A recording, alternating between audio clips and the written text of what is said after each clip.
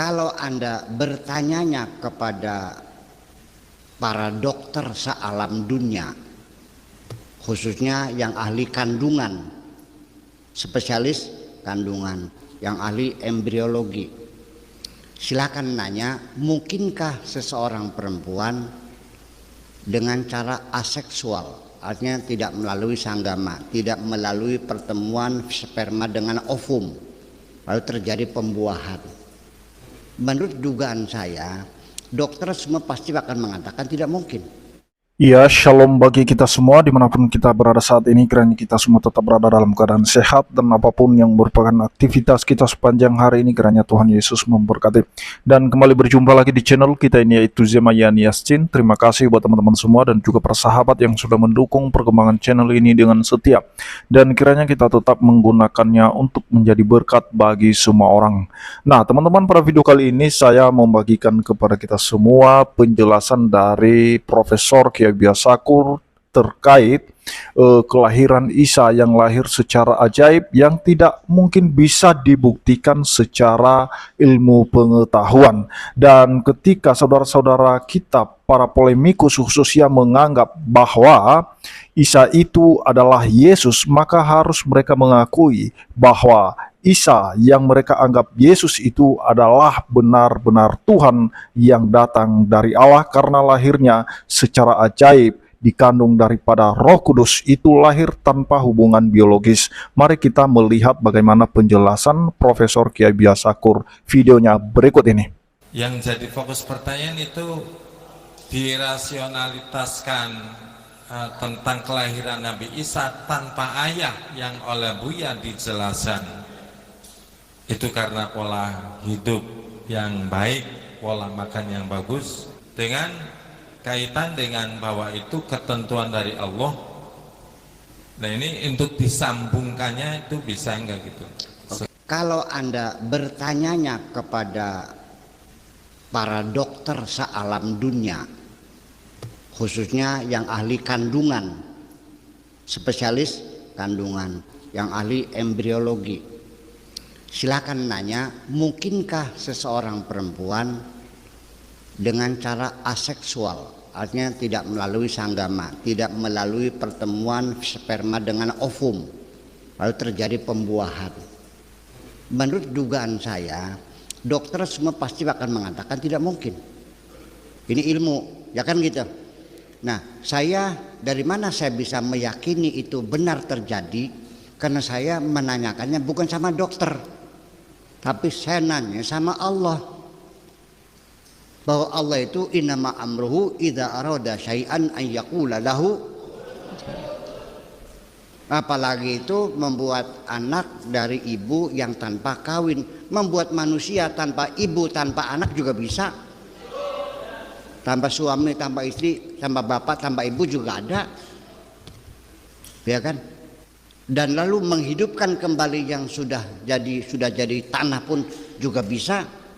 Kaifa yuhyiha wa yarami, bagaimana Allah menghidupkan kembali yang sudah menjadi tanah, sudah hancur. Qul yuhyiha alladzi ansha'aha awwala marrah wa huwa bikulli khalqin alim. Nah, kalau saya tanya kepada Allah, yaitu hal yang mungkin, minal mumkinat, sesuatu yang mungkin terjadi. Apakah mungkin Allah masih bisa bikin manusia sekarang lahir lagi tanpa bapak? Mungkin, ya mungkin. Mungkinkah Allah sekarang bikin lagi manusia tanpa ibu, tanpa bapak? Ya mungkin, mengapa tidak? Sekali Al-Quran mengatakannya satu contoh satu, itu berarti kemungkinan ada yang lainnya. Orang lahir tanpa ibu, tanpa bapak, Nabi Adam kan? Mungkinkah Allah bikin Adam lagi? Ya mungkin, mengapa tidak? Sesuatu yang namanya mumkinat itu, ya katakan kalau nisbatnya kepada Allah, ya semuanya minal mumkinat, bisa terjadi. Allah apa saja, innama amruhu idza arada syai'an ay yaqula lahu kun fayakun. Nah, saya juga dulunya tidak ada. Kenapa bisa ada? Ya kalau pakai logika, yang ada logikanya, dari tidak menjadi ada kok. Ya kan begitu. Nah, ini Bapak sekalian, rasionalitas manusia ini, kalau kita berdasarkan hukum kausalita, Ya kita mengatakan ini mungkin, tidak mungkin. Tetapi kalau kitanya kepada Allah, semua apa saja namanya makhluk itu adalah sangat mungkin dan bisa terjadi. Jadi Adam lahir tanpa ibu, tanpa bapak. Kalau Hawa lahir tanpa ibu. Saya mau nanya, ada nggak binatang sekarang berketurunan, melahirkan, tapi tidak punya istri, tidak punya suami, dia sendiri? Ada nggak? Ada. Cacing itu nggak kawin lagi, dia langsung bertelur, dia berenang sendiri. Jadi situ jantannya dan betinanya ada dalam dirinya sendiri. Itu aja ada kok. Bisa nggak Allah bikin manusia cacing lagi? Ya bisa saja, enggak. Nah, apalagi nanti kalau bioteknologi, ya sekarang sedang gigih melakukan pengkloningan manusia.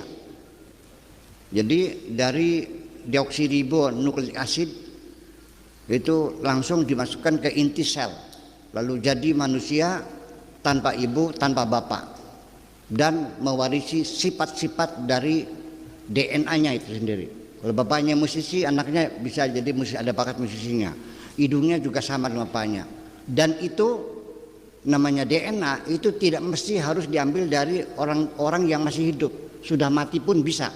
Dari kulitnya, dari kukunya, dari rambutnya, dari tulangnya, itu bisa diambil DNA-nya lalu dimasukkan dalam inti sel. Bisa terjadi kok. Ya, yang sekarang sudah lagi heboh, yaitu terbukti berhasil melakukan cloning pada domba namanya Dolly. Bisa terjadi kok, mengapa tidak? Ya, jadi saya kira itu saja persoalannya. Saya sama sekali tidak berkurang sedikit pun bahwa Allah maha kuasa. Innama amruhu idza arada syai'an an yaqula lahu kun fayakun. Selesai, itu aja. Tetapi saya tidak bisa membuktikan karena saya bukan ahli kandungan, ya kan begitu. Ya, tapi saya yakin Allah apa saja bisa.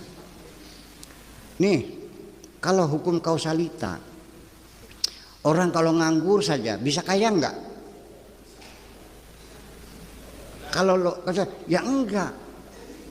Orang yang kaya yang kerja keras, tapi nyatanya ada enggak orang yang nganggur aja kaya? Ada enggak yang berkeringat-keringat miskin terus? Allah berkuasa, dan jangan mengatakan kenapa ya Allah kami yang sholat miskin saja, yang tidak sholat kaya-kaya. La yus'alu amma yaf'alu wa hum yus'alun. Allah tidak boleh ditanya kenapa, tapi kalau kamu ditanya. Kalau manusia gitu aja. Saya kira begitu aja. Jadi itu dia videonya teman-teman. Kita sudah mendengarkan apa yang sudah dijelaskan oleh Kiai Biasakur terkait kelahiran Isa yang mereka anggap Yesus Kristus. Dan kalau kita kembali ke dalam Alkitab, bahwa kelahiran Yesus itu adalah kelahirannya secara ajaib. Dan kita melihat juga nubuatan para nabi. Nah, jadi istilahnya bukanlah kebetulan kelahiran Yesus itu hadir di dunia ini, melainkan itu sudah dinubuatkan jauh sebelumnya oleh Allah kepada para nabi, khususnya dalam kitab Taurat Nabi Musa, kitab para nabi, dan juga dalam kitab Injil. Bahkan kalau kita lihat, kita baca kitab Injil itu Yesus berkali-kali menubuatkan kematiannya juga dan kebangkitannya. Dan para pengikutnya pada saat itu merasa bingung karena mereka merasa tidak percaya apa yang sudah disampaikan oleh Tuhan Yesus itu tidak mungkin terjadi. Tapi ternyata ketika Yesus bangkit dari antara orang mati, hidup kembali, dia mengingatkan kembali kepada pengikutnya bahwa sebelum aku mati saya sudah pernah ingatkan kepadamu bahwa anak manusia harus diserahkan dan kemudian dia akan hidup kembali pada hari yang ketiga. Dan kita lihat di dalam kitab mereka sendiri, Isa yang mereka anggap itu Yesus disebut sebagai kalimat Allah, atau dalam Alkitab dalam Yohanes 1 ayat 1 sampai seterusnya bahwa pada mulanya adalah firman dan firman itu bersama-sama dengan Allah dan firman itu adalah Allah sendiri. Di ayat 14 dikatakan firman itu telah menjadi manusia. Dan kita tahu bahwa firman yang telah menjadi manusia itu sehakikat dengan Allah dan keluar dari Allah. Itulah sebabnya Yesus mengatakan bahwa aku datang dari Allah. Aku datang dari sorga. Dan dia berkata kepada ahli Taurat Farisi, kamu berasal dari bawah, aku dari atas. Dan juga ketika dia hendak naik ke sorga, kembali kepada tahtanya, dia sudah mengingatkan bahwa kepadaku diberikan segala kuasa, baik di sorga maupun di bumi. Jadi Tuhan Yesus yang memegang otoritas sepenuhnya, baik di sorga maupun di bumi. Jadi kita lihat bagaimana kelahiran Yesus secara ajaib itu diberitakan oleh malaikat kepada Bunda Maria pada saat itu, di mana di dalam Lukas 2 ayat 10-11 aja, di sana malaikat mengakui bahwa Yesus adalah Tuhan. Dan juga kita lihat ketika Yesus lahir pada saat itu, yang pertama menyembah Yesus adalah orang-orang Majus. Itu membuktikan bahwa Yesus adalah Tuhan yang layak disembah. Dan sampai dia melakukan pelayanannya, banyak orang yang menyembah dia. Bahkan setelah dia bangkit dari antara orang mati, banyak orang yang menyembah dia. Dan dia tidak pernah menolak penyembahan itu. Kenapa? Karena memang dia adalah Allah yang layak disembah.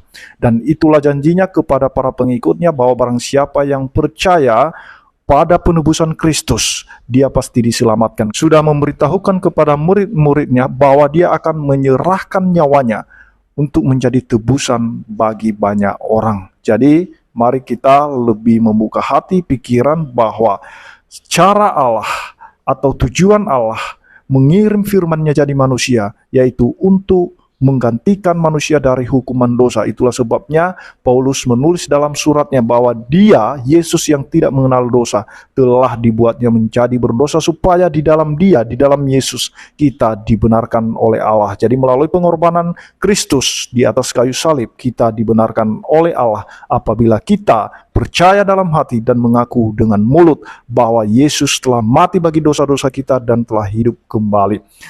Terima kasih, itu saja yang perlu saya sampaikan. Kiranya Tuhan Yesus memberkati kita semua. Shalom.